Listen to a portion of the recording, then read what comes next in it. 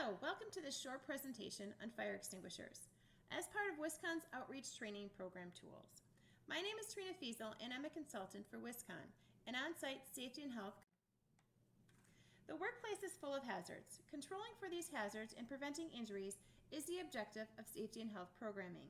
One such hazard is the risk of work materials, equipment, and other objects catching on fire. Generally, employers are required to provide portable fire extinguishers in the workplace to fight fires in the initial stages. A fire extinguisher can be an invaluable tool to help fight small fires in the workplace. They can also be used to protect evacuation routes in the event of a larger fire. Being prepared for a fire and knowing the tools available to fight a fire are important. The objective of this training is to discuss how fires burn, learn the class of fires and the appropriate extinguishers for the type of fire, share the proper use of the pass system to extinguish a fire, inspection and maintenance of extinguishers, along with the use of fire extinguishers on escape routes.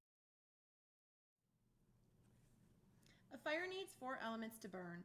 The 4 elements are oxygen for sustaining combustion, enough heat for raising the material to the ignition temperature, fuel or combustible material, and a subsequent exothermic chain reaction in the material. The fire must have all 4 elements, oxygen, heat, fuel, and a chain reaction, to continue burning. If any one of these elements is removed, the fire will be extinguished. Classes and types of extinguishers. There are many different types of fire extinguishers available on the market that use different extinguishing media, such as water, carbon dioxide, dry chemical, and wet chemical. The type of extinguishing media you should use depends on the type of fire you are fighting. Trying to fight a fire with the wrong media might make the situation worse. There are 5 main classes of fire based on the fuel that is burning.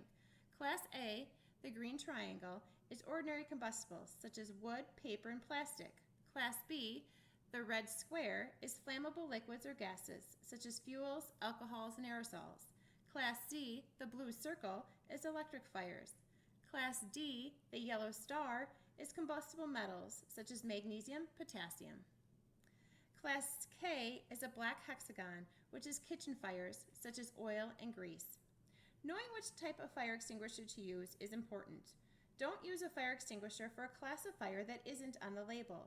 This is especially important for Class A extinguishers that are meant for ordinary combustibles and should never be used on an electrical or cooking grease fire. Extinguishers will be labeled with the classes for their intended use. The most common fire extinguisher you will encounter in the workplace are Class A, B, C dry chemical extinguishers. Class A, B, C means the extinguishers will be effective in putting out fires where the fuel source is made up of ordinary combustibles, flammable liquids, and or live electrical equipment. How to use a fire extinguisher. Remember the acronym PASS, P-A-S-S. P for pull out the safety pin to activate the fire extinguisher. A for aim the nozzle down low towards the base of the fire from a safe distance away. S for squeeze. Squeeze the operating lever to discharge the extinguisher. And another S for sweep. Sweep from side to side. To ensure that fire extinguishers are always ready to effectively fight a fire, they must be inspected and maintained on a regular basis. Extinguishers should be inspected at least once a month to ensure they are in good shape. Weekly inspections are required for outdoor extinguishers.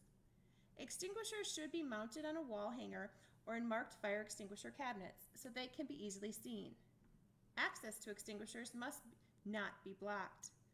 Make sure the pressure gauge indicates that it is fully charged. Also, the locking pin and tamper seal should also be in place and intact.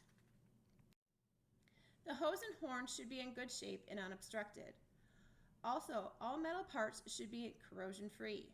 Anytime an extinguisher is used, despite the duration, it must be serviced and recharged. Extinguishers must be periodically serviced by an extinguishing servicing company. When this occurs, a tag will be attached to the extinguisher that contains an expiration date. During monthly inspections, make sure that the service expiration date on the tag has not passed. If it has, the extinguisher must be removed and sent to be serviced. It is important to know where the exits are when using a fire extinguisher. Keep the exits to your back in case the fire doesn't go out. This will prevent users from getting trapped and can save lives. Everyone who frequents a building should know where the fire extinguishers are and participate in a regular annual fire safety training, including fire extinguisher training, so that they can be prepared in the event of an emergency. The distance requirements for fire extinguishers are actually based on the size of the area, the type of the fire extinguisher, and the location of the potential hazards. In general, for Class A, ordinary combustible fire extinguishers, maximum travel distance is 75 feet. For Class B, flammable liquid or gas fire extinguishers, maximum travel distance is 50 feet. For Class C, electrical fire extinguishers, maximum travel distance is based upon Class A and B hazards. For Class D, flammable metals is 75 feet from the hazard, and for Class K, kitchen fires, the maximum travel distance is 30 feet. Again, consult your facility layout for specific spacing.